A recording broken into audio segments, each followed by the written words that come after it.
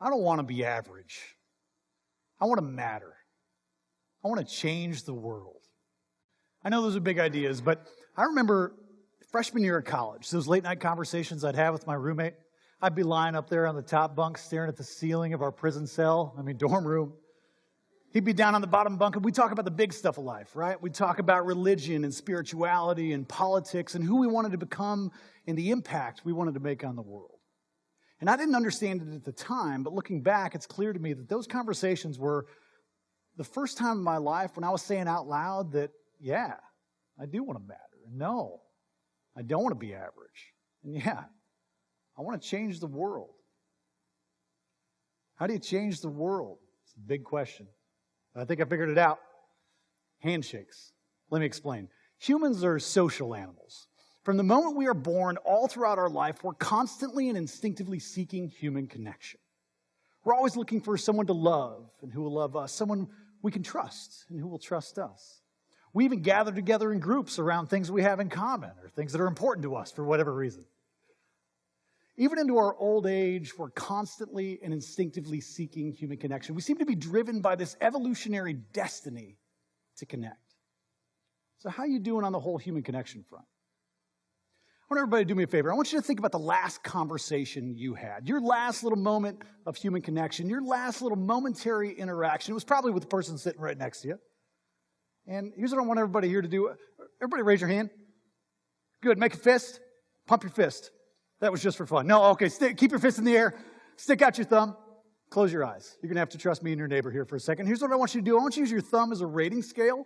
I want you to rate the quality of your last interaction using your thumb. Here's how this works. If your thumb is straight up in the air, it was the greatest conversation of your life. You might have kissed on the mouth at the end. Good for you. All right. If your thumb is straight down toward the ground, one of you might have got injured during the course of the conversation. Now, here's what I want you to do. I want you to honestly rate the quality of that last interaction and lock it in and open your eyes. Good job. Everybody can put your hands down. I'm giggling a little bit because here's what about 20% of the audience does. Okay, and lock it in and open your eyes.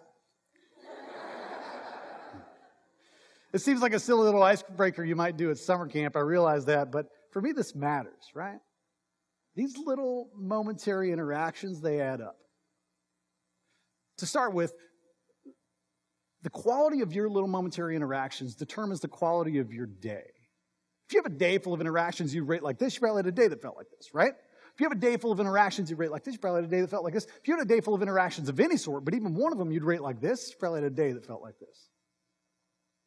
Let me go further. The quality of your little momentary interactions determines the quality of your organizations, your businesses, your congregations, your political parties, your HOAs, your PTAs. See, because all those things I just listed are all imaginary social constructs. They don't even exist except when they manifest themselves in the space between the members of those groups, the people who make up those groups, and other human beings.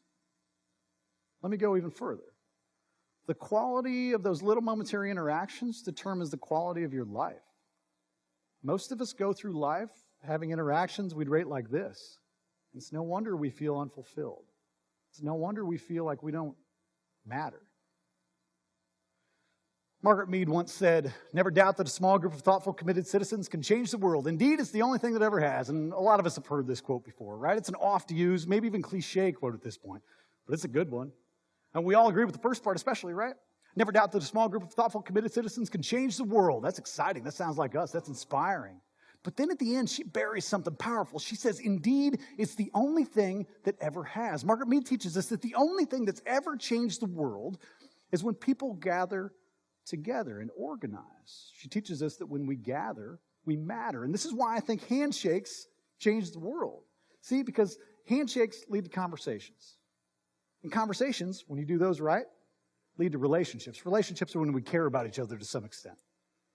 Relationships often result in collaboration. Collaboration happens when I see something out there in the world that I want to change, and I mention it to my friend, and my friend says, "Hey, I'll help you with that," and we work on it together, and we go out there and we start working on it together to try and change that thing. But after a while, we start to realize that we could make a bigger impact a little faster if we had help, right? So what do? We turn around, we shake more hands, we have more conversations, build more relationships, and we gather people together. We organize.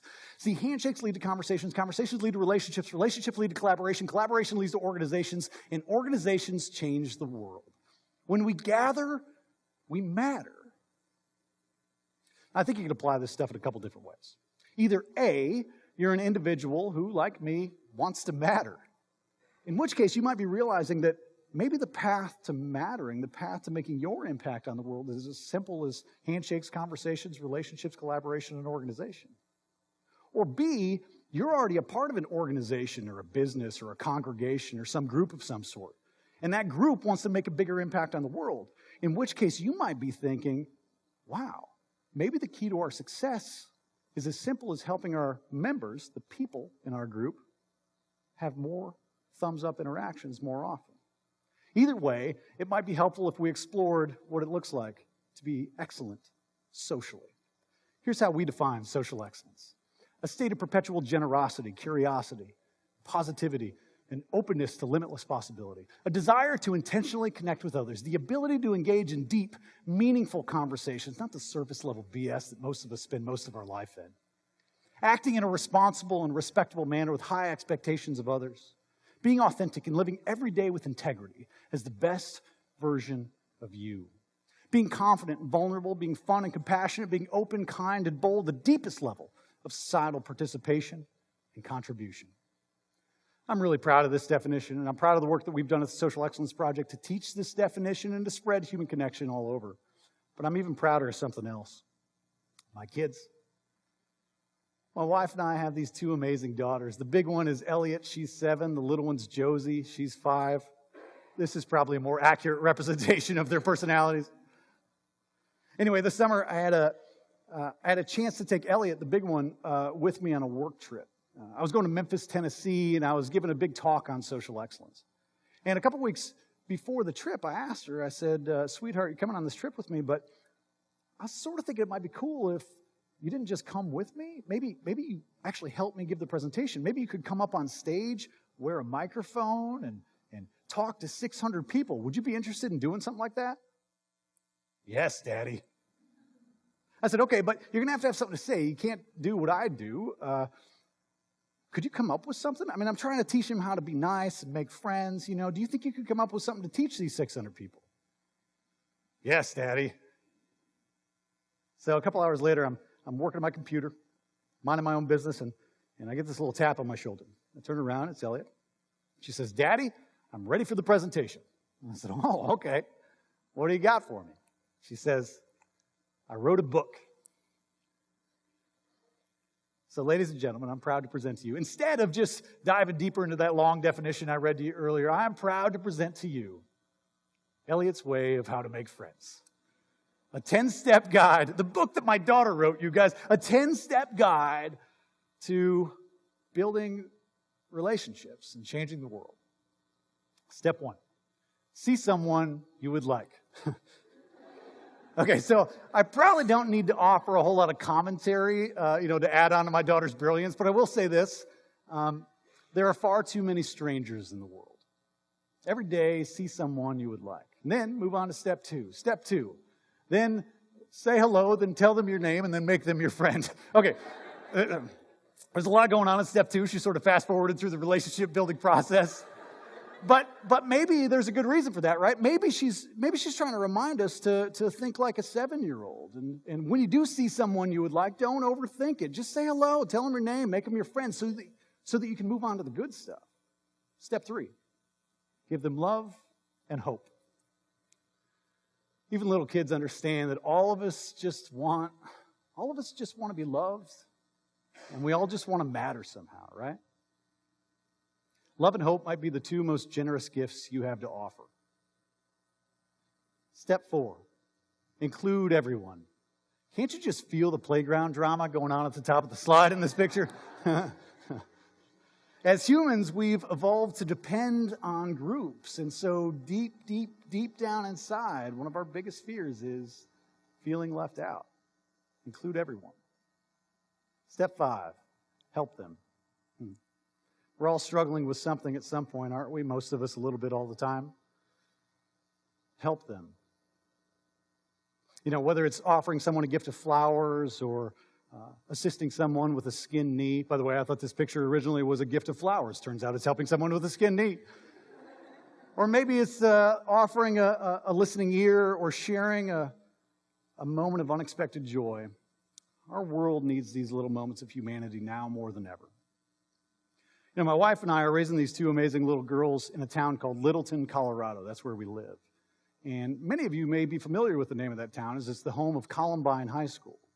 It's also not terribly far away from a certain movie theater in Aurora, Colorado, and just down the road from Deer Creek Middle School and Arapahoe High School. It's a safe, beautiful, happy little place to raise a family, except, of course, that all those places I just named are recent public shooting arenas.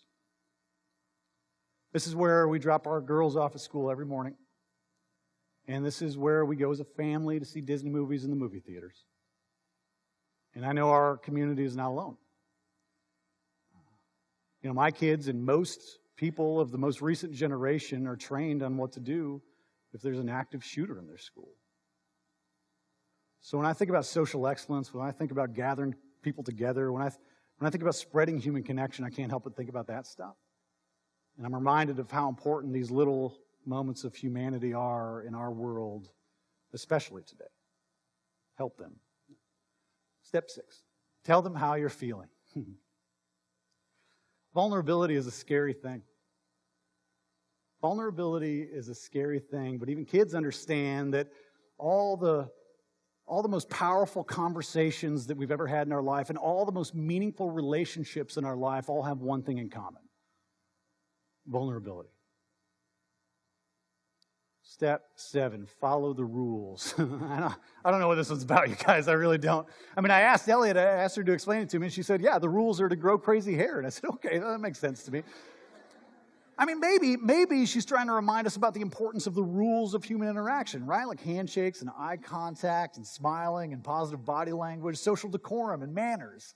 Or maybe it was just crazy hair day at school and she forgot. Okay, so step 8, listen. Yes. Elliot understands that we have 2 ears and 1 mouth for a reason. Step 9, do your chores at a friend's house. Again, you guys, I have no idea what this is about. Do your chores at a friend's house. I mean, again, maybe she's trying to teach us about the role we have to play in a larger society, right? I mean, maybe she's trying to teach us about the importance of caring for our neighbors in real, practical ways. You know, the deepest level of societal participation and contribution. Or maybe not. Either way, I hope everybody remembers to do your chores at a friend's house. Step 10, make them happy. What else needs to be said? You know, when I got to see my daughter on that stage giving the presentation on the book that she wrote, it was by far one of the proudest moments of my life. And it reminded me that even kids understand that if we dare to shake hands, if we build thumbs up conversations, if we build meaningful relationships, if we collaborate and organize around the things that matter to us, we might just change the world. Thank you.